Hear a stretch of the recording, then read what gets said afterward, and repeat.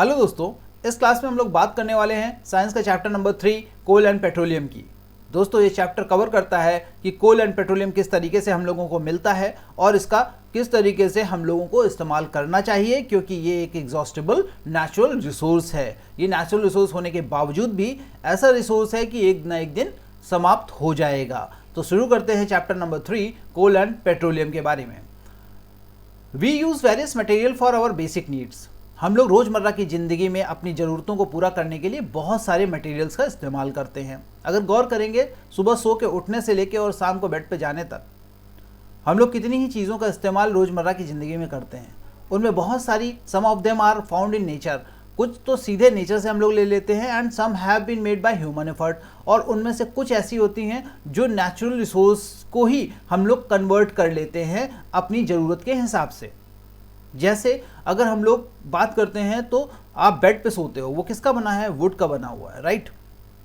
Would क्या है? Natural resource है, लेकिन उसको बेड किसने बनाया? ह्यूमन बीइंग ने बनाया, ठीक है। अपनी ज़रूरत के हिसाब से उसने वुड ली और उसको बेड में कन्वर्ट कर लिया। तो ये जो बेड हुआ ये मैन मेड हो गया। लेकिन अगर आप लकड़ी को सीधा ही इस्तेमाल कर रहे हो, ठीक है, तो वो नेचुरल रिसोर्स हो गया, राइट। और अगर ऐसे ही हम लोग बात करते हैं बहुत सारी चीज़ों की रोज़मर्रा की ज़िंदगी में, तो अगर ब्रेकफास्ट की बात करेंगे तो हम लोग क्या देखते हैं कि हम लोग जो खाना खाते हैं, जो वेजिटेबल लेते हैं, ठीक है, वो क्या है? वो नेचुरल रिसोर्स हैं। लेकिन हम लोग जिन बर्तनों में उनको पकाते हैं वो क्या है? वो मैन मेड हैं। क्यों? क्योंकि हम लोगों ने आयरन को या और मेटल्स को अपनी यूज़ के लिए कन्वर्ट कर लिया यूटेंसिल्स में। तो इस तरीके से क्या होता है कि नेचुरल रिसोर्स डायरेक्टली जिनका इस्तेमाल हम नेचर से लेके डायरेक्ट कर लेते हैं उनको नेचुरल रिसोर्स कहते हैं, और जिनको ह्यूमन बीइंग अपने फ़ायदे या अपने ज़रूरत के हिसाब से कन्वर्ट कर लेता है उनको ह्यूमन मेड रिसोर्स कहते हैं। अब देखते हैं, एक्टिविटी दी गई है, make a list of various material use by us in daily life and classify them as natural and made made. तो यहाँ पे आपको एक लिस्ट बनानी है, डेली लाइफ में जो भी आप चीज़ें इस्तेमाल करते हैं उनकी लिस्ट बनाइए और उनमें बताइए कि क्या क्या नेचुरल रिसोर्स के तौर पे हैं और कौन से मैन मेड हैं। तो आप इसमें लिख सकते हैं नेचुरल रिसोर्स में हम लोग जो फूड लेते हैं उसके वेजिटेबल्स नेचुरल रिसोर्स हैं, ठीक है। मैन मेड क्या है? यूटेंसिल्स मैन मेड है, ठीक। इसी तरीके से आप लोग इसको पूरा लिस्ट तैयार कर सकते हैं। Does this list include air, water, soil and minerals? क्या ये लिस्ट एयर, वाटर, सॉइल और मिनरल्स को इंक्लूड करती है? तो बिल्कुल करती है। लेकिन air, water, soil and minerals क्या हैं? ये नेचुरल रिसोर्स हैं। क्यों? क्योंकि ये नेचर से हम लोगों को डायरेक्टली मिलते हैं और हम लोग एज इट इज़ इसका इस्तेमाल कर लेते हैं। Since all these are obtained from nature they are called natural resources. क्योंकि ये हम लोगों को नेचर से डायरेक्टली मिलते हैं और डायरेक्टली इनका इस्तेमाल करते हैं, तो इनको हम लोग क्या कहते हैं? नेचुरल रिसोर्स कहते हैं। दोस्तों, अब बूझो कुछ कह रहा है, can we use all our natural resources for ever? क्या हम लोग अपने सारे नेचुरल रिसोर्सेज को हमेशा के लिए इस्तेमाल करते रह सकते हैं? तो ये बात वो पूछ रहा है। Can air, water and soil be exhausted by human activities? कहता है कि क्या एयर है, वाटर है, सॉइल है, ये एक दिन ह्यूमन एक्टिविटीज़ की वजह से समाप्त हो जाएंगे? You have already studied about water in class seventh में आपने ऑलरेडी पढ़ रखा है कि वाटर के बारे में और वाटर कैसा रिसोर्स है इसके बारे में। Is water a limited resource? क्या वाटर एक लिमिटेड रिसोर्स है? ठीक है। In the light of the availability of the various resources in nature, natural resources can be broadly classified into two kinds. बहुत सारे अवेलेबिलिटी के अनुसार नेचर में बहुत सारे रिसोर्सेज मिलते हैं हम लोगों को और उनको दो भागों में बांटा जाता है। कौन से दो भाग हैं उसके? इनएग्जॉस्टिबल नेचुरल रिसोर्सेज और एग्जॉस्टिबल नेचुरल रिसोर्सेज। इन एग्जॉस्टिबल नेचुरल रिसोर्सेज का मतलब वो होता है ऐसे रिसोर्सेज जो कभी समाप्त नहीं होंगे, कभी ख़त्म नहीं होंगे, हम उनका इस्तेमाल करते रह सकते हैं सदियों सदियों तक। और एग्जॉस्टिबल नेचुरल रिसोर्स क्या होते हैं? जो एक ना एक दिन समाप्त हो ही जाएंगे, वो चाहे जितनी मात्रा में हो, वो एक ना एक दिन ख़त्म होने के कगार पे आ जाएंगे, फिर उनको ह्यूमन बीइंग खुद नहीं बना पाएगा क्योंकि वो नेचुरल रिसोर्स हैं, ठीक है। तो हम लोग फर्स्ट की बात करते हैं इन एग्जॉस्टिबल नेचुरल रिसोर्सेज की। These resources are present in unlimited quantity in nature and are not likely to be exhausted by human activities, ठीक है। मतलब कहने का है कि ये ह्यूमन एक्टिविटीज़ से कभी ख़त्म नहीं होने वाले हैं और ये बहुत ही बहुतायत में पाए जाते हैं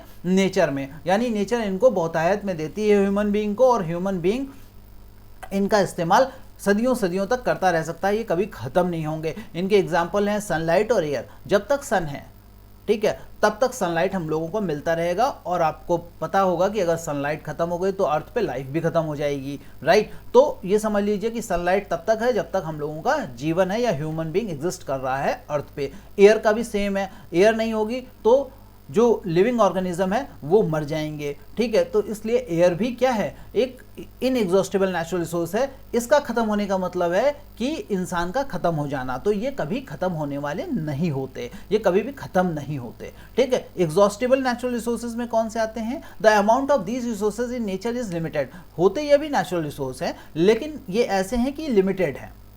इनको इंसान अपने अगर बचत के हिसाब से खर्च नहीं करेगा, बचा के खर्च नहीं करेगा, तो ये जल्दी खत्म हो जाएंगे, क्योंकि इनको एक ना एक दिन समाप्त होना ही है, ठीक है। They can be exhausted by human activities, और ये ह्यूमन एक्टिविटीज से समाप्त होने के लायक होते हैं। Example of these resources are forest, ठीक है, जैसे जंगल हो गए, वाइल्ड लाइफ, ठीक, जंगली जानवर वगैरह, मिनरल्स हो गए, ठीक, कोल, पेट्रोलियम, नेचुरल गैस, ये सब जो है नेचुरल रिसोर्स होने के बावजूद एग्जॉस्टेबल हैं, एक ना एक दिन ये समाप्त हो जाएंगे। अब एक्टिविटी आती है second, it is a group activity, ठीक है। क्या है? Take some containers, fill them with popcorn, peanuts, roasted gram, toffees, divide student into group of 7 each, further divide each group into 3 sub groups contain 1, 2 and 4 students, label them as first, second and third generation respectively. मतलब एक container ले लेना है, उसमें खाने वाली 4-5 चीज़ें डाल लेनी है, सिंपल वे में बता रहा हूँ, ठीक है। और क्या करना है कि आप अपने दोस्तों का ग्रुप बना लीजिए और एक ग्रुप को बोल दीजिए ये फर्स्ट जनरेशन है, दूसरे को बोले ये सेकंड जनरेशन है, तीसरे को बोल दीजिए ये थर्ड जनरेशन का व्यक्ति है, ठीक है। तो फर्स्ट जनरेशन के सामने जब वो डब्बा लेके जाएंगे तो क्या होगा? This sub group represent the consumers as population is growing, second and third generation have large number of consumers, put one full container for each group on a table, ask consumer of the first generation from each group to consume eatable from the container of their group. Now ask the second generation consumer from each group to do the same. Ask student to observe carefully the availability of the eatables in each container.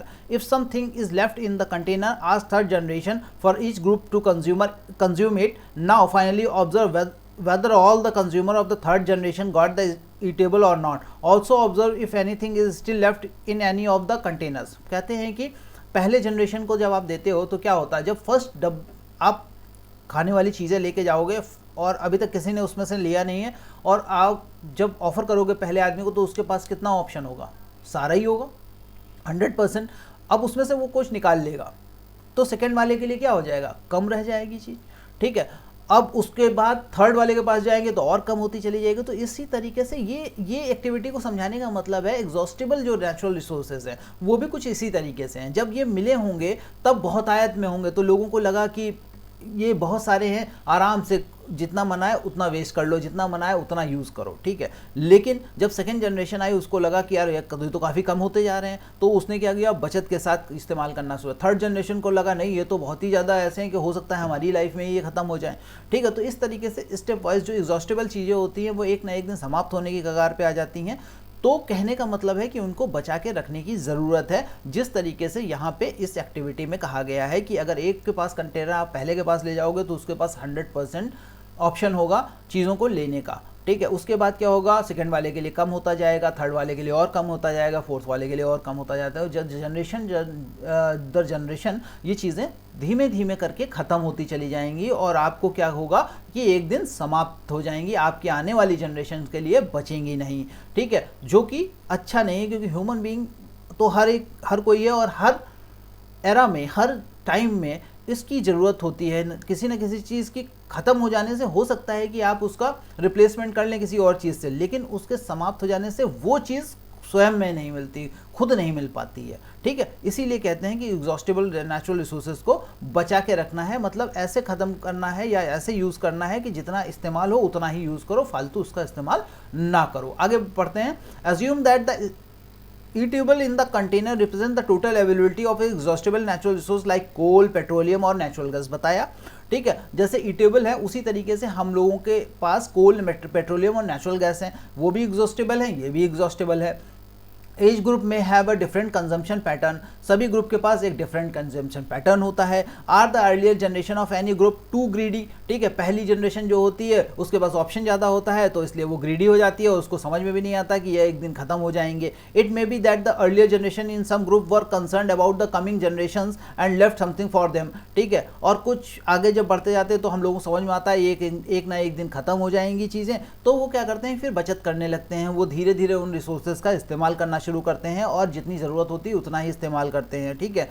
In this chapter we will learn about some exhaustible natural resources like coal, petroleum and natural gas। इस chapter में हम लोग देखने वाले हैं कुछ exhaustible natural resources के बारे में जिसमें है coal, petroleum and natural gas के बारे में। These were formed from the dead remain of living organism, fossils, so there are all known as fossil fuels। ये सब किससे प्राप्त होते हैं? ये लिविंग ऑर्गेनिज्म, कभी लाइव रहे ऑर्गेनिज्म जो डेड हो जाते हैं, मर जाते हैं, उन्हीं की बॉडी के सड़ने गलने से ये नेचुरल रिसोर्सेज बनते हैं, इसलिए इनको क्या कहते हैं? फॉसिल कहते हैं, फॉसिल फ्यूल कहते हैं, क्योंकि ये फॉसिल से बनते हैं। फॉसिल क्या होते हैं?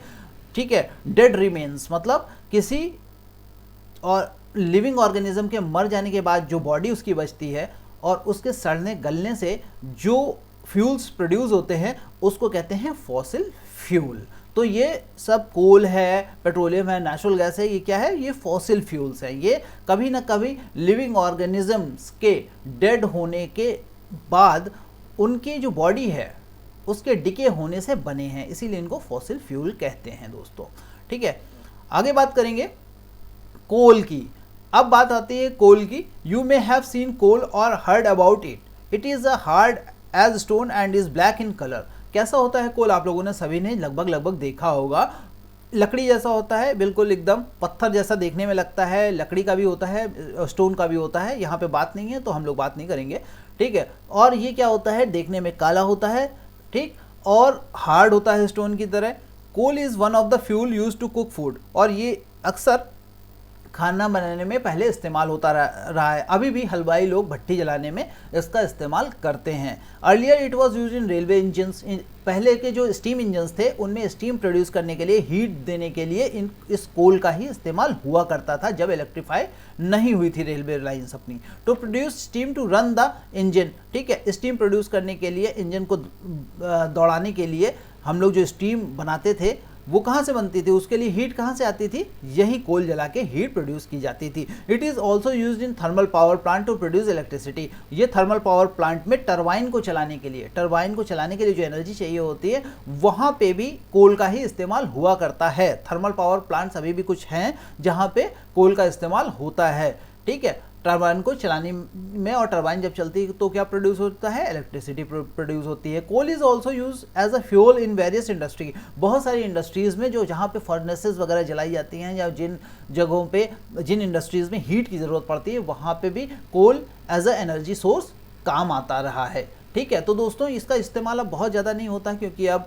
अगर हम लोग देखें कि फूड कुकिंग के लिए क्या होता है? गैस का इस्तेमाल हम लोग करने लगे हैं, ठीक। इससे क्या होता है? इसको जलाने से बहुत ज़्यादा पॉल्यूशन होता था, ठीक है, तो ये नुकसानदायक भी होता था इसका धुआं, इसलिए अब गैस से इसको रिप्लेस कर दिया है। अगर आप घरों में बात करेंगे, इंजन्स को इलेक्ट्रिसिटी से रिप्लेस कर दिया गया है। अब इलेक्ट्रीफाई हो गए हैं सारी रेलवे लाइंस, ठीक, तो कोल का इस्तेमाल ख़त्म हो गया है। इंडस्ट्रीज़ भी इलेक्ट्रीफाई हो गई हैं, इसलिए वहाँ पे भी अब कोल का इस्तेमाल ज़्यादा नहीं होता, क्योंकि एक तो ये फॉसिल फ्यूल है और ये एग्जॉस्टेबल नेचुरल रिसोर्स है, तो एक ना एक दिन ये ख़त्म भी हो जाएगा, इसलिए इसको थोड़ा बहुत बचा के भी रखना है। मान लीजिए इन केस कभी ऐसा हो जाता है कि हम लोगों के पास इलेक्ट्रिसिटी प्रोड्यूस करने का कोई माध्यम नहीं बचता या कुछ नहीं रहता, तो कम से कम कोल ही जला के हम लोग खाना बना सकते हैं या अपनी बेसिक नीड्स पूरी कर सकेंगे, तो बचा के रखने की इसको ज़रूरत है। और दूसरा ये होता है कि पॉल्यूशन बहुत करता है, तो इसलिए भी इसको जलाने से अवॉइड किया जाता है, इसको नहीं जलाया जाता है। कोशिश ये की जाती है कि इसको ना जलाया जाए, तो इस तरीके से ये प्रिजर्व भी रहेंगे, बहुत दिन तक हमारे लिए बने भी रहेंगे और इसको जलाने से पॉल्यूशन भी नहीं होगा, ठीक है। Story of coal. अब स्टोरी ऑफ कोल देखते हैं कि कैसे ये कोल बना होगा या कोल से हम लोग कैसे फैमिलियर हुए, ठीक है। तो ये पहली है और ये क्या कह रही है? Where do we get coal from and how is it formed. कहती है कि हम लोग वो सोचती है कि ये कोल मिलता कैसे है और ये कहाँ से आता है हमारे पास और ये कैसे बनता है, ठीक है। तो यही क्वेश्चन का आंसर इसमें दिया गया है। About 300 million years ago the earth had dense forest in low lying wetland areas. ठीक है, मतलब कहने का है कि 300 मिलियन ईयर्स पहले the earth had dense forest, earth पे बहुत घने जंगल हुआ करते थे। In low lying wetland areas, बहुत दलदली इलाके हुआ करते थे और वहाँ पे जंगल हुआ करते थे। ऑब्वियसली जहाँ पानी होगा वहाँ जंगल बहुत घने होंगे, तो ऐसी जगह जहाँ पे पानी था, दलदल था और वहाँ पे बहुत सारे फॉरेस्ट हुआ करते थे। Due to natural process like flooding these forest got buried under the soil. और क्या हुआ कि एक बार बहुत बड़ी बाढ़ आई, ठीक है, बहुत कोई भी नेचुरल डिजास्टर आ सकता है, उसकी वजह से क्या होगा, वो जंगल पूरा का पूरा एज इट इज दब गया उस मिट्टी के अंदर। मतलब ये समझ लो कि जंगल खड़ा है, ठीक है, अब उनकी रूट्स किस में है, सॉइल में है, और कुछ ऐसा आया या कुछ ऐसा नेचुरल प्रोसेस हुआ कि पूरे के पूरा जंगल ऐसे के ऐसे ही नीचे दफन हो गया। पूरा पेड़ पौधे जो भी पूरा जंगल था वो एज इट इज पूरा अर्थ के अंदर चला गया और उसके ऊपर मिट्टी आ गई। ठीक है, तो ये कैसे हो सकता, अर्थक्वेक से हो सकता था, ठीक है, फ्लडिंग से हो सकता था। ठीक, these forest got buried under the soil as more soil deposit over them they were compressed. ठीक है, और धीरे धीरे करके क्या है, उसके ऊपर सॉइल चढ़ती गई, फ्लड से या और अर्थक्वेक से या किसी भी तरीके से उसके ऊपर मिट्टी जमा होती गई। तो क्या होगा, धीरे धीरे जो वेजिटेशन नीचे चली गई, जो फॉरेस्ट नीचे दब गया है वो और नीचे चला जाएगा अर्थ में, और एक टाइम आएगा कि वो बहुत नीचे चला जाएगा। और आपको पता है अर्थ में नीचे जाने पे गर्मी बढ़ती है और ऊपर से क्या हो रहा है, बहुत सारी सॉइल उसके ऊपर है, तो वो एक प्रेशर कॉज कर रही है। तो एक पर्टिकुलर टेम्परेचर और प्रेशर पे जब ये वेजिटेशन नीचे जाती है अर्थ के अंदर, तो एक पर्टिकुलर टेम्परेचर और प्रेशर पे ये क्या होती है, कोल में कन्वर्ट हो जाती है। ठीक है, the temperature also rose and they sank deeper and deeper. और जैसे जैसे वो नीचे चले जाते हैं प्रेशर और टेम्परेचर बढ़ता जाता है। Under high pressure and high temperature dead plant got slowly converted to coal. यही डेड प्लांट धीरे धीरे करके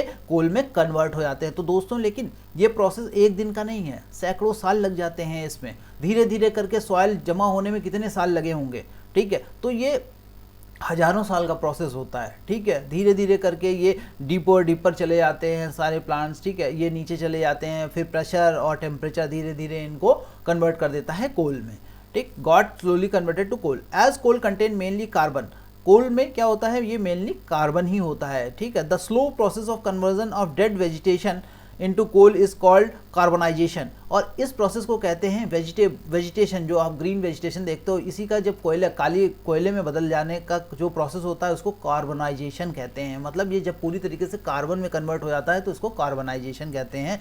यानी वेजिटेशन का कोल में कन्वर्ट होना कार्बनाइजेशन प्रोसेस कहलाता है। Since it was form from the remain of vegetation, coal is also called a fossil fuel.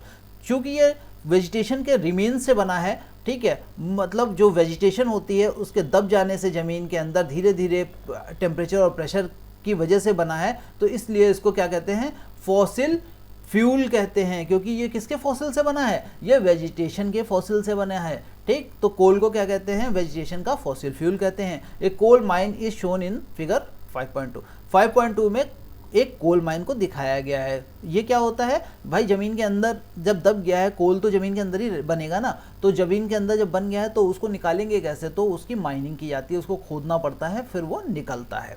When heated in air, coal burn and produce mainly carbon dioxide gas. कहते हैं कि जब ये जलाया जाता है एयर में कोल को, तो इसमें कार्बन डाइऑक्साइड गैस बहुत निकलती है, क्योंकि ये तो खुद ही कार्बन है। ठीक है, कोल खुद में कार्बन होता है, इसमें जितना मैक्सिमम कार्बन ही होता है और जितना ज़्यादा कार्बन होगा उतना अच्छा कोल माना जाता है। Coal is process in industry to get some useful product such as coke, coal tar and coal gas. अब कोल को भी प्रोसेस करना पड़ता है, क्योंकि ज़मीन में निकाला जाता है तो उसके साथ पत्थर भी निकल आते हैं, कुछ और वेस्ट निकल आता है, तो उसको जब प्रोसेस किया जाता है तो उसमें से जब प्रोसेस कर रहे होते हैं तो बहुत सारी चीज़ें रिफाइन होके निकलती हैं, बहुत सारे उसके बाई प्रोडक्ट्स निकलते हैं, वो कहीं ना कहीं वो भी काम आ जाते हैं। ठीक है, तो इसी तरीके से बहुत सारे उसकी प्रोसेसिंग के दौरान, उसको सफाई के दौरान कह सकते हो, कोल की सफाई के दौरान, माइनिंग के बाद उसकी जब सफाई होती है तो उस दौरान बहुत सारी चीज़ें प्राप्त होती हैं और वो जिस तरीके से जिस यूज़ के लायक होती हैं उसको वैसा यूज़ कर लिया जाता है। हम लोग इनको देखेंगे। Coke, it is a tough porous and black substance. ठीक है, मतलब कोक जो होता है वो बहुत ही हार्ड, ठीक, पोरस और ब्लैक सब्सटेंस, एकदम काला सब्सटेंस होता है। इसमें कार्बन की मात्रा बहुत पाई जाती है। It is an almost pure form of carbon. ये प्योर फॉर्म ऑफ कार्बन है, मतलब 100% कार्बन होता है इसमें। Coke is use in the manufacture of steel and in the extraction of many metals. ये कहाँ यूज होता है? एक तो स्टील बनाने वाली कंपनीज इसका इस्तेमाल बहुत करती हैं, स्टील बनाते समय कोक का बहुत इस्तेमाल होता है। और दूसरा, या जो मेटल इंडस्ट्रीज़ हैं जहाँ पे हाई टेम्परेचर की रिक्वायरमेंट होती है, वहाँ पे भी इस कोक का इस्तेमाल होता है, क्योंकि जितना फाइन कोक होगा, जितना अच्छा, जितना ज़्यादा कार्बन होगा कोयले में, कोल में, ठीक है, या कोक में, उतना अच्छा वो हीट प्रोड्यूस करेगा, ठीक है। इसलिए जहाँ पे हीट की ज़्यादा आवश्यकता होती है उन इंडस्ट्रीज़ में कोक का इस्तेमाल किया जाता है। तो कोक क्या है? It is a tough, porous and black substance. ये बहुत ही हार्ड, पोरस और ब्लैक सब्सटेंस है।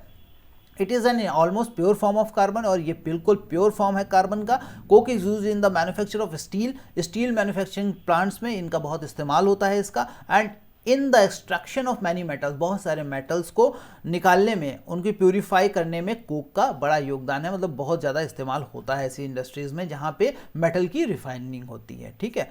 आगे इसका बाय प्रोडक्ट निकलता है कोल। जब हम लोग प्रोसेस कर रहे होते हैं, coal tar. It is a black thick liquid. ये बहुत ही गाढ़ा लिक्विड होता है, ये भी ब्लैक होता है। कोल का जो भी प्रोडक्ट होता है ज़्यादातर ब्लैक ही होगा, ठीक है। और ये बहुत थिक होता है, ठीक, थिक लिक्विड होता है, ठीक, विद एन अनप्लीजेंट स्मेल। बहुत ही तेज स्मेल होती है इसमें, ठीक। बहुत सारे लोगों को पसंद होती है, बहुत सारे लोगों को कुछ पेट्रोलियम जैसी ही होती है महक, और नहीं होती। It is a mixture of about 200 substances. ये 200 सब्सटेंसेस का एक मिक्सचर होता है।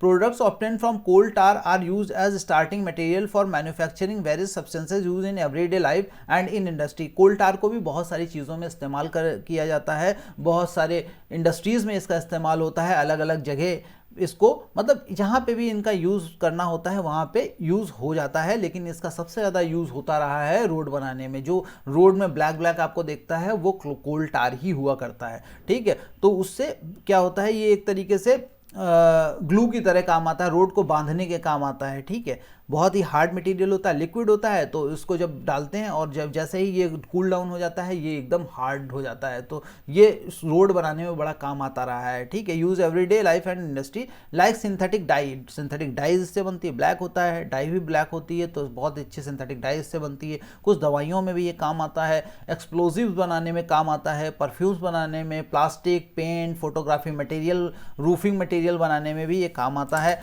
एक्सेट्रा। इंटरेस्टिंगली नैप्थलीन बॉल्स आपने देखा होगा ना, जैसे फिनाइल की गोली बोलते हैं, वाइट वाइट सी होती हैं, हम लोग जब अलमारी वगैरह में रख देते हैं जिससे कीड़े नहीं आते, ठीक है। Use to repel moths and other insects are also obtain from coal tar. इसी कोल टार से वो भी रिफाइन करके बनाया जाता है। तो आपको ध्यान रखना है कि नैप्थलीन बॉल किससे बनाई जाती हैं? इसी कोल टार से बनाई जाती है, और ये बहुत ही आवश्यक है जानना। Use to repel moths and other insects are also obtain from the coal tar, ठीक है। तो हम लोगों को कोल टार कहाँ इस्तेमाल हो रहा है? मतलब हम लोगों के घरों में भी इस्तेमाल हो रहा है नैप्थलीन बॉल के रूप में। These days, bitumen, a petroleum product, is used in place of coal tar for metalling the roads. मतलब रोड्स को बनाने में आजकल कोल टार को रिप्लेस करके बिट्यूमेन का इस्तेमाल ज़्यादा हो रहा है, और ये पेट्रोलियम का बाय प्रोडक्ट होता है बिट्यूमेन, ठीक है। इसको शायद एस्फाल्ट भी कहते थे, ठीक है। और ये बिट्यूमेन अब ज़्यादा इस्तेमाल होने लगा है, कोल टार से थोड़ा सा अच्छा होता है, इसकी क्वालिटी भी अच्छी होती है। तो इस वजह से अब बिट्यूमेन का इस्तेमाल कोल टार की जगह पे करने लगी है government.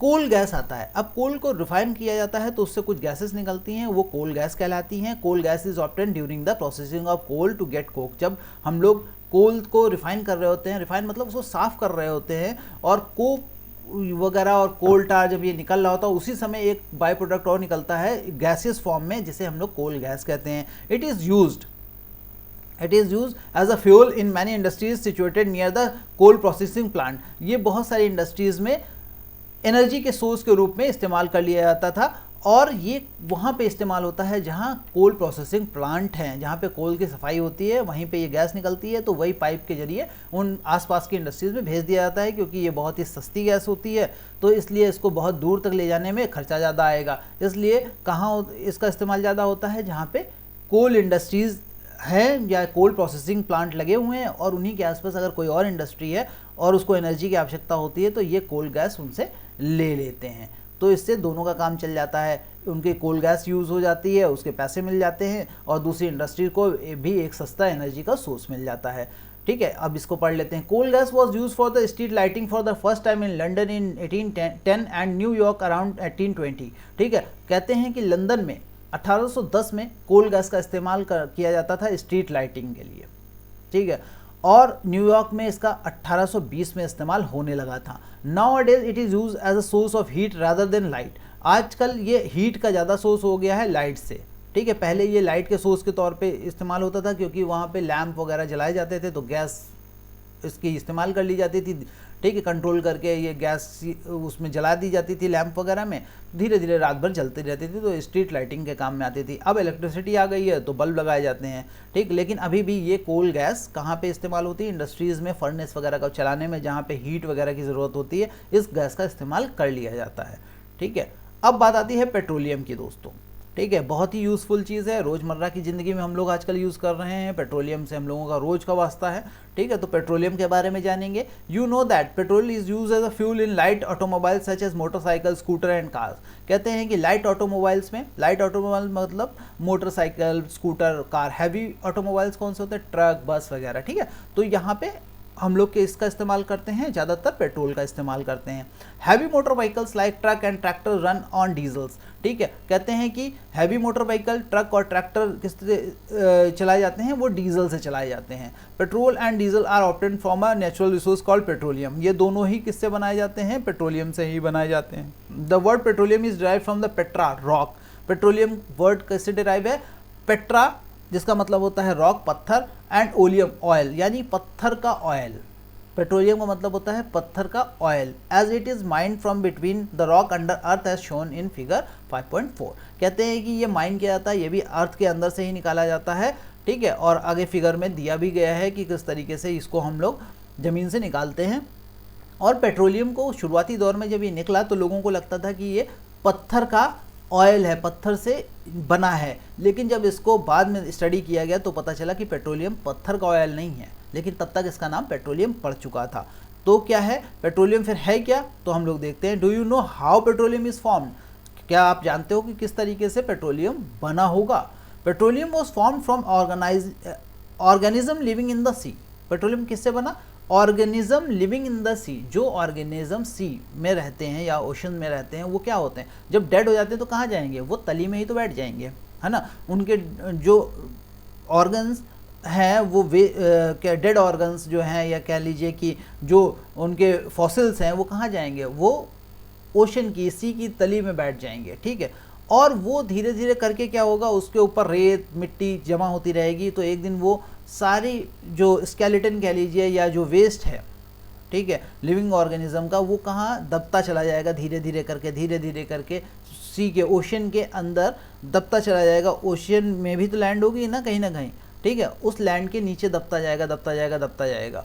As this organism died their bodies settled at the bottom of the sea and got covered with layer of sand and clay. ठीक है, मतलब जैसे जैसे वो बॉडीज़ या मरे हुए जानवरों की डेड बॉडीज़ नीचे जमा होती जाएंगी और एक टाइम ऐसा आएगा जो उसके ऊपर सैंड जमा होती जाएगी। Over million of year, absence of air, high temperature, high pressure यहाँ पे भी लगेगा। जब वहाँ पे एक पर्टिकुलर डेप्थ में वो चले जाएंगे तो वहाँ पे हाई प्रेशर और हाई टेम्परेचर होगा, और जिससे यही फॉसिल्स जो होंगे वो कन्वर्ट हो जाएंगे पेट्रोलियम में।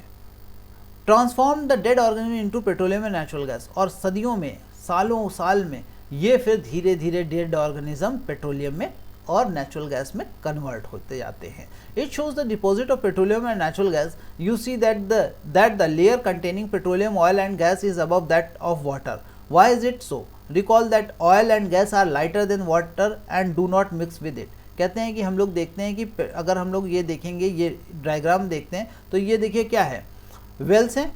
ठीक है, ये पेट्रोलियम का वेल्स है, देखिए ऑयल लिखा हुआ है, और ये किसका है? गैस का वेल है, और नीचे उसका क्या है? वाटर। तो ये वाटर की सतह पे क्यों पाया जाता है? क्योंकि ये वाटर से हल्का होता है, इसलिए कभी भी पेट्रोल वाटर के साथ मिक्स नहीं होता और ये उसकी सतह पे तैरने लगता है। इस प्रॉपर्टी की वजह से पेट्रोल को निकालना बड़ा आसान हो जाता है, क्योंकि ये वाटर की सतह पे तैरता रहता है तो ऊपर की सतह को निकाल लिया जाता है, ठीक है। और उसके ऊपर गैस होती है, गैस आपको पता है बहुत ही हल्की होती है, तो जो ऊपर के चैम्बर बचते हैं या ऊपर जो अर्थ में गैप बचते हैं ना, उनमें ये गैस फंस जाती है, तो इसको डिग करके इसको भी निकाल लिया जाता है। दोनों का इस्तेमाल हम लोग अपने आवश्यकता अनुसार कर लेते हैं। नो मिक्स विद इट, ठीक है। तो वाटर के साथ ये मिक्स नहीं होता, इसलिए इसको एक्सट्रैक्ट करना बड़ा आसान हो जाता है, ज़मीन से निकालना वेल के थ्रू बहुत आसान हो जाता है। The world first oil well was drilled in Pennsylvania USA in 1859। पहली ऑयल वेल मतलब कहने का पेट्रोलियम निकालने का पहला कुआं खोदा गया था पेंसिल्वेनिया यूएसए में 1859 में। 8 ईयर लेटर, उसके 8 साल बाद 1867 oil was stuck at Makum इन असम, मतलब इंडिया में उसके 8 साल बाद ही 1867 में इंडिया के असम में जो एक जगह है माकुम, वहाँ पे पहला ऑयल वेल खोदा गया। Oil is found in Assam, Gujarat, और इस समय इंडिया में ऑयल कहाँ कहाँ पाया जाता है, मतलब पेट्रोलियम कहाँ कहाँ पाया जाता है, Assam, Gujarat, Mumbai, high and in the river basin of Godavari और कृष्णा रिवर के बेसिन्स में, मतलब किनारों पे कहीं कहीं ये वेल्स बनाए गए हैं जहाँ से ये पेट्रोल ऑयल आता रहता है, ठीक है। रिफाइनिंग ऑफ पेट्रोलियम, पेट्रोल अब रिफाइन कैसे किया था, अब आपने वेल से इसको निकाल तो लिया, ज़मीन से पेट्रोल को निकाल लिया, अब इसका क्या होगा, इसमें बहुत सारी गंदगी होगी, वेस्ट होगा, तो इसको रिफाइन करना भी ज़रूरी होता है। अब जब इसको रिफाइन करेंगे तो इसके भी बहुत सारे बाय प्रोडक्ट निकलेंगे कोल की तरह, ठीक है। और सबसे अच्छी चीज़ों को सबसे अच्छी जगह इस्तेमाल होता है। जो इसके वेस्ट पर मतलब वेस्ट निकलता है ना, वो भी हर जगह कहीं ना कहीं कुछ ना कुछ इसका इस्तेमाल होता है, तो हर जगह इस्तेमाल हो जाता है पेट्रोलियम का वेस्ट। तो हम लोग देखते हैं रिफाइनिंग ऑफ पेट्रोलियम, ठीक। पेट्रोलियम की रिफाइनिंग कैसे होती है। Petroleum is a dark oil liquid, petroleum क्या है, डार्क ऑयल लिक्विड है, मतलब डार्क कलर का लिक्विड होता है, गाढ़ा वैसे ब्लैक सा लगता है। It has an unpleasant order, ठीक है, इसकी भी महक बहुत ही अनप्लीजेंट होती है। It is a mixture of various constituents such as petroleum, gas, petrol, diesel, lubricating oil, paraffin wax etcetera. जब ये निकाला जाता है तो इसमें बहुत सारी चीज़ें मिक्स होती हैं, बहुत सारी चीज़ों का ये मिक्सर होता है, जिसमें पेट्रोलियम गैस होती है, पेट्रोल होता है, डीजल होता है, ल्यूब्रिकेटिंग ऑयल होते हैं, पैराफिन वैक्स होते हैं। ये सब जब ज़मीन से निकाला जाता है पेट्रोलियम, तब सब मिक्स होते हैं, इनको बाद में रिफाइन करके अलग अलग कर लिया जाता है। The process of various constituents of petroleum and separating the various constituents fraction of petroleum is known as refining. It is carried out in a petroleum refinery, और इसको रिफाइन कहाँ किया जाता है, पेट्रोलियम रिफाइनरी में रिफाइन किया जाता है। एक बड़ी बड़ी इंडस्ट्रीज़ होती हैं जहाँ पे इनको पेट्रोल को वेल से निकाल के ले जाया जाता है, और वहाँ पे जो भी इसमें वेस्ट होता है या कह लीजिए इसके और प्रोडक्ट्स होते हैं, उनको बारी बारी से निकाला जाता है और उनको अलग अलग जगह भेज दिया जाता है। Various constituent of petroleum are their uses are given in table 5.1। इनके बहुत सारे यूजेस को टेबल में दिया भी गया है, देख लेते हैं हम लोग। क्या है कॉन्स्टिट्यूएंट्स ऑफ पेट्रोलियम, मतलब देखिए पेट्रोलियम को रिफाइन करने के बाद, उसको शुद्ध करने के बाद बहुत सारे प्रोडक्ट्स उसमें से निकाले जाते हैं, और वो क्या क्या काम आते हैं। Petroleum gas is liquid form LPG fuel of for home and industry. क्या होता है, इससे एलपीजी गैस निकलती है जो सिलेंडरों में भर के हम लोगों के घर में आती है, जिससे हम लोगों के मम्मी लोग कुकिंग करती हैं, ठीक है। तो ये fuel for home and industries में यूज़ होता है फ्यूल के तौर पर। पेट्रोल निकलता है वो किस में यूज़ होता है, motor fuel, aviation fuel, solvent for dry cleaning, ठीक है। मोटर व्हीकल के फ्यूल के लिए, एविएशन के फ्यूल्स के तौर पे solvent for dry cleaning, cloth dry cleaning में भी पेट्रोल का यूज़ होता है। केरोसिन इससे निकलती है, केरोसिन एक बाय प्रोडक्ट होता है इसका, वो निकलता है। ये क्या होता है, स्टोव वगैरह, लैंप वगैरह जलाने के काम में बहुत आया करता था, अब तो ज़्यादा नहीं मिलता, लेकिन स्टोव, लैंप वगैरह जलाने के काम में आता था। ये जेट और एयरक्राफ्ट्स वगैरह में भी इस्तेमाल हो जाया करता था। डीजल किस में होता है, हैवी मोटर व्हीकल्स में इस्तेमाल होता है, एनर्जी के सोर्स के तौर पे इलेक्ट्रिक जनरेटर्स में इस्तेमाल हो जाता है। लुब्रिकेटिंग ऑयल लुब्रिकेशन के काम में आता है। ग्रीस आपने सुना है ना, ग्रीस लगाते हैं अपने व्हीकल्स वगैरह में लगा होता है। आप अगर साइकिल चलाते हैं तो उसमें भी लगता है ना, एक वैसा ग्रे कलर का लिक्विड सा लगा लेते हैं ना, बिल्कुल एकदम क्रीम जैसा लगता है, ठीक है। वो जो लुब्रिकेटिंग ऑयल होता है वो ग्रीस होता है एक तरीके से, ठीक है।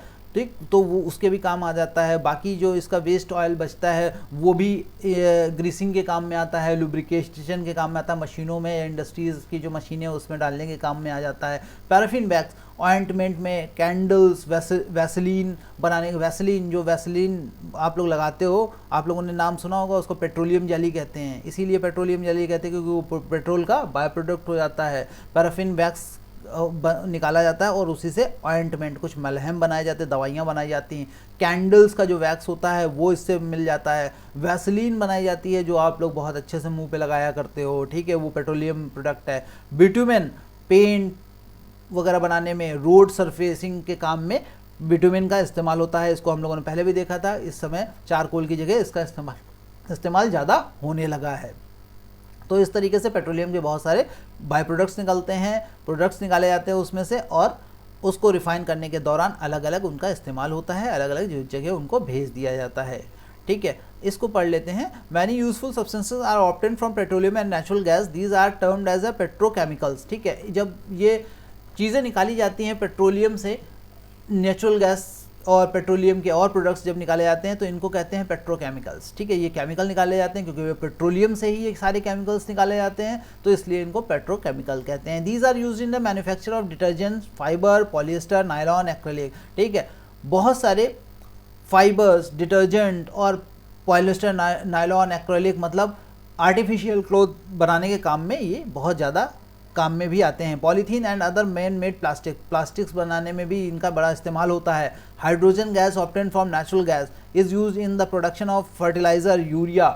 Due to its great commercial importance petroleum is also called black gold. ठीक है, बहुत सारे चीज़ों में इसका काम आता है। फर्टिलाइजर, आर्टिफिशियल फर्टिलाइजर तो आर्टिफिशियल ही होता है। ठीक है, तो उसको बनाने के काम में भी जो हम लोग फर्टिलाइजर इस्तेमाल करते हैं ना, केमिकल्स इस्तेमाल करते हैं फर्टिलाइजर के तौर पे, उनको बनाने के काम में भी पेट्रोलियम के बाय प्रोडक्ट्स काम आते हैं। Due to its great commercial importance, आप देख रहे हैं कि इसका कोई भी हिस्सा, इसका कोई भी वेस्ट फेंका नहीं जाता, कुछ ना कुछ काम में आ ही जाता है, इसीलिए इसको ब्लैक गोल्ड कहा जाता है। ये इसका हर पार्ट कहीं ना कहीं काम आ जाता है और बहुत ही महंगा बिकता है, इसलिए इसको ब्लैक गोल्ड भी कहा जाता है। किसको? पेट्रोलियम को। नेचुरल गैस, अब बात आती है नेचुरल गैस को कि तो पेट्रोलियम जब रिफाइन कर रहे होते हैं तो उससे जो गैसेस निकलती हैं वो ज़्यादातर नेचुरल गैसेस मानी जाती हैं और उनका भी वो अच्छी हाईली इन्फ्लेमेबल होते हैं, इसलिए उनका इस्तेमाल हीट के सोर्स के तौर पे कर लिया जाता है। ठीक है, तो उनको नेचुरल गैस के तौर पे जाना जाता है। और natural gas is a very important fossil fuel because it is easy to transport through pipes. ठीक, कुछ पेट्रोलियम से भी गैसेस मिलती हैं, कुछ डायरेक्टली अर्थ से भी गैसेस। अब वही ना, पेट्रोल बन रहा है या कोल बन रहा है, तो इनसे जो गैसेस ऑब्टेन होती हैं ना, उनको भी नेचुरल गैस ही कहते हैं हम लोग, और वो भी कहीं ना कहीं इस्तेमाल होती हैं हमारी लाइफ में। और ये इसलिए भी इस्तेमाल की जाती है क्योंकि ये पोल्यूशन कम करती हैं। गैस हैं तो ये मैक्सिमम जल जाती हैं, बर्न हो जाती हैं, और इनका बाई प्रोडक्ट इतना ज़्यादा हार्मफुल नहीं होता या इतना ज़्यादा बाई प्रोडक्ट बनाती ही नहीं है जितना पेट्रोल, डीजल, कोल बनाता है। ठीक है, इसलिए नेचुरल गैस का इस्तेमाल करना ज़्यादा प्रेफर करता है अब ह्यूमन बीइंग, क्योंकि पोल्यूशन का समस्या ज़्यादा बढ़ रही है। तो natural gas is a very important fossil fuel because it is easy to transport through pipes. ठीक है, नेचुरल गैस जो है वो बहुत ही इंपॉर्टेंट फॉसिल फ्यूल है और ये ट्रांसपोर्ट किया जा सकता है पाइप के जरिए। Natural gas is stored under high pressure and compressed natural gas. ठीक है, ये बहुत ही हाई प्रेशर से बहुत कम जगह में भी रखी जा सकती है। नेचुरल गैस को बहुत कंप्रेस किया जा सकता है, हम लोगों को पता है कि इसको दबाया जा सकता है। क्यों? क्योंकि गैस के पार्टिकल्स दूर दूर होते हैं और जितने दूर दूर पार्टिकल्स होंगे उनके बीच में गैप ज़्यादा होगा, तो जितना ज़्यादा गैप होगा उतना ज़्यादा हम लोग उसको वापस प्रेस कर सकते हैं, दबा सकते हैं। इसलिए भी इनका यूज़ करना आसान हो जाता है और पाइप के जरिए भी एक जगह से दूसरी जगह भेजे जा सकते हैं। और रिफाइनिंग का भी इनमें कोई प्रोसेस नहीं होता, गैसेस को कोई रिफाइन नहीं करना होता है ज़्यादा। ठीक है, CNG use for power generation. CNG ज़्यादातर व्हीकल्स में भी अब यूज़ होने लगी है और पावर जनरेशन के काम में आती रही है। It is now being used as a fuel for transport vehicle because it is less polluting, it is cleaner fuel. कहते हैं कि जो ट्रांसपोर्ट व्हीकल वगैरह में भी अब ज़्यादातर इस्तेमाल होने लगा है क्योंकि ये पॉल्यूशन नहीं फैलाती ज़्यादा और इसको क्लीनर फ्यूल भी कहा जा सकता है। पेट्रोल, डीजल, कोल की अपेक्षा ये बहुत ज़्यादा क्लीन होती है, बहुत ही कम पॉल्यूशन करती है। इसलिए हम लोगों ने जो पेट्रोलियम है, कोल है, इससे स्विच करके अब नेचुरल गैसेस को इस्तेमाल करना शुरू कर दिया है। The great advantage of CNG is that it can be use directly for burning in homes and factories where it can be supplied through pipes. कहते हैं इसको जैसे ही अर्थ से निकाला जाता है वैसे के वैसे ही यूज़ किया जा सकता है, इसको रिफाइन करने की जरूरत नहीं होती। तो क्या होता है कि जहाँ से भी इनको निकाला जाता है वहाँ से पाइप के जरिए ये यूज़ करने वाली जगहों तक भेजा जा सकता है। सच है network of pipeline existing in Vadodara Gujarat, some part of Delhi and other places. बहुत जगह पे पाइप्ड गैस भेजी जाती है, जिसमें से जैसे वडोदरा गुजरात का क्षेत्र हो गया, दिल्ली के कुछ क्षेत्र हो गए, और भी जगहों पे हो गया है। जब ये बुक लिखी गई होगी तब इतना ज़्यादा इसमें नहीं हुआ होगा काम गैस पाइपलाइन का, लेकिन अब बहुत सारे इंडिया के क्षेत्रों में गैस पाइपलाइन शुरू हो गई है और घरों तक गैस पाइपलाइन के जरिए पहुंचाई जाने लगी है। Natural gas is also use as a starting material for the manufacture of a number of chemicals and fertiliser. ये इस्तेमाल होती है बहुत सारे फर्टिलाइजर्स को और केमिकल्स को बनाने में भी नेचुरल गैस का इस्तेमाल होता है। India has vast reservoir of natural gas. India के पास बहुत ज़्यादा नेचुरल गैस के सोर्सेज हैं और इंडिया अपने टाइम टू टाइम इनको डिग करके निकालता रहता है। In our country natural gas has been found in Tripura. कहाँ पाया जाता है अभी तक? त्रिपुरा में, राजस्थान में, Maharashtra and in the Krishna Godavari delta में इन नेचुरल गैसेस बहुतायत में पाई जाती हैं और वहाँ से हमारी गवर्नमेंट निकलवाती भी रहती है ज़रूरत के अनुसार। Can coal, petroleum and natural gas be prepared in the laboratory from dead organism. क्या कहते हैं कि कोल, पेट्रोलियम, नेचुरल गैस क्या प्रिपेयर किए जा सकते हैं लेबोरेटरी में? क्योंकि हम लोगों को तो पता है इसका फॉर्मेशन कैसे होता है, तो हम लोग भी वेजिटेशन को ला सकते हैं, उसके ऊपर मिट्टी विट्टी डाल के आराम से कोल और पेट्रोलियम और नेचुरल गैस को बना सकते हैं लेबोरेटरी में। लेकिन क्या ऐसा पॉसिबल है? ये पूछ रहा है बूझो। तो क्या ऐसा पॉसिबल है? बिल्कुल नहीं, क्योंकि इसके साथ एक चीज़ और जुड़ी है, वो है टाइम।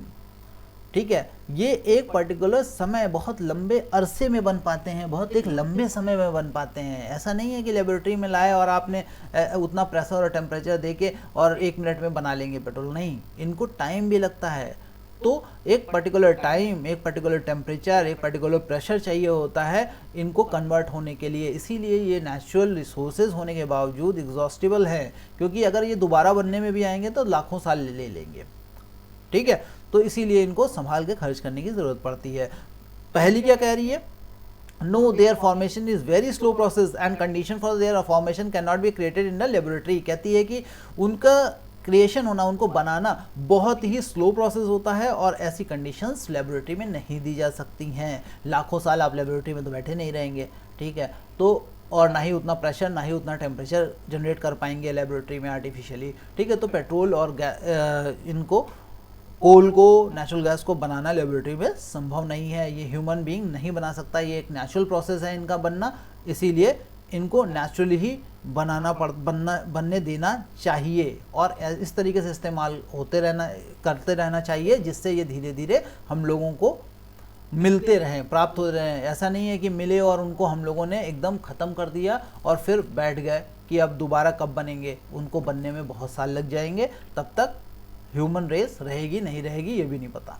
ठीक है, तो some natural resources are limited. कहते हैं कि कुछ नेचुरल रिसोर्सेज लिमिटेड होते हैं।